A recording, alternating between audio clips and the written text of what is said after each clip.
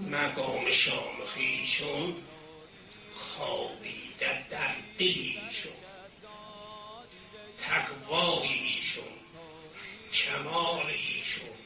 لذا اگر بخواهیم حق حضرت معصوم را، مقام حضرت معصوم را، فضل کمال ایشون را درک کنیم، باید در تقوایش جز صدها فرسنگ آمدی چی یاد بگیریم از ایشون. عزیزان من، اگر میخواهید از حضرت معصومه سلام الله علیها راه آمدید، اینقدر راه آمدید درس بگیرید،